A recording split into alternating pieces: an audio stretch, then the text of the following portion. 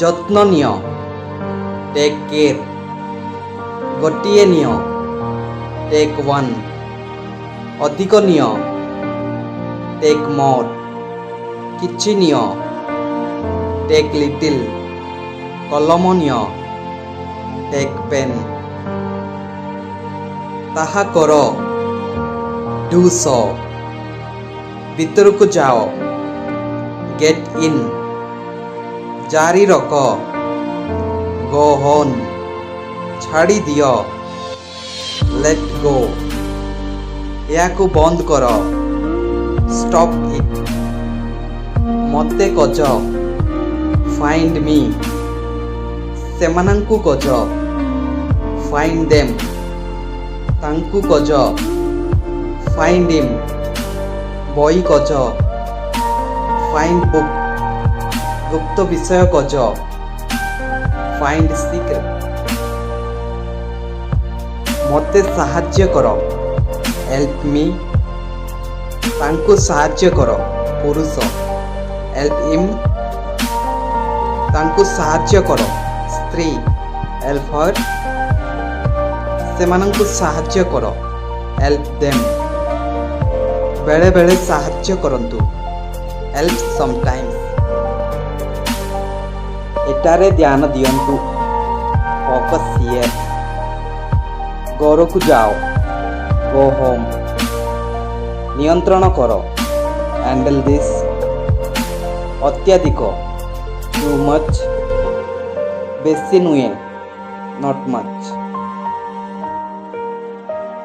କିଛି କୁହ ସେ ସମଥିଙ୍ଗ।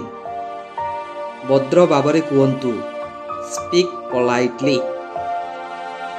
ଶୀଘ୍ର କୁହ ସ୍ପିକ୍ ସୁନ୍। ଜୋରରେ କୁହ ସ୍ପିକ୍ ଲାଉଡଲି। ସ୍ପଷ୍ଟ ଭାବରେ କୁହ ସ୍ପିକ୍ କ୍ଲିୟରଲି। ମୋ ପାଇଁ ଆଜ୍ ଫର୍ ମି। ମୋ ପାଇଁ ଆଜ୍ ଫର୍ ମି। ଫଳସ୍ୱରୂପ ଆଜ୍ ଏ ରେଜଲ୍ଟ। ଫଳସ୍ୱରୂପ ଆଜ୍ ଏ ରେଜଲ୍ଟ। ସବୁବେଳ ପରି ଆଜ୍ ଅଲୱେଜ୍। ସବୁବେଳ ପରି ଆଜ୍ ଅଲୱେଜ୍। ଦେଖାଯାଇଥିବା ପରି ଆଜ୍ ସୋନ୍। ଦେଖାଯାଇଥିବା ପରି ଆଜ୍ ସୋନ୍। ଯଥାଶୀଘ୍ର ଆଜ୍ ସୁନ୍ ଆଜ୍। ଯଥାଶୀଘ୍ର ଆଜ୍ ସୁନ୍ ଆଜ୍। କାରଣରୁ ଡ୍ୟୁ ଟୁ। କାରଣରୁ ଡ୍ୟୁ ଟୁ। ଧାର୍ଯ୍ୟ ତାରିଖ ଡ୍ୟୁ ଡେଟ୍। ଧାର୍ଯ୍ୟ ତାରିଖ ଡ୍ୟୁ ଡେଟ୍। ନୀତି ଯୋଗୁଁ ଡ୍ୟୁ ଟୁ ପଲିସି। ନୀତି ଯୋଗୁଁ ଡ୍ୟୁ ଟୁ ପଲିସି। ଖରାପ ପାଗ ଯୋଗୁଁ ଡ୍ୟୁ ଟୁ ବ୍ୟାଡ୍ ୱେଦର୍। ଖରାପ ପାଗ ଯୋଗୁଁ ଡ୍ୟୁ ଟୁ ବ୍ୟାଡ୍ ୱେଦର୍। ବ୍ୟକ୍ତିଗତ କାରଣରୁ ଡ୍ୟୁ ଟୁ ପର୍ସନାଲ ରିଜନ୍। ବ୍ୟକ୍ତିଗତ କାରଣରୁ ଡ୍ୟୁ ଟୁ ପର୍ସନାଲ ରିଜନ୍। ପ୍ରକୃତରେ ଇନଫ୍ୟାକ୍ଟ। ପ୍ରକୃତରେ ଇନଫ୍ୟାକ୍ଟ। ଏହା ପାଇଁ ଇନ୍ ଅର୍ଡ଼ର ଟୁ। ଏହା ପାଇଁ ଇନ୍ ଅର୍ଡ଼ର ଟୁ। ଭିନ୍ନ ଅର୍ଥରେ ଇନ୍ ଅଦର ୱାର୍ଡସ୍। ଭିନ୍ନ ଅର୍ଥରେ ଇନ୍ ଅଦର ୱାର୍ଡସ୍।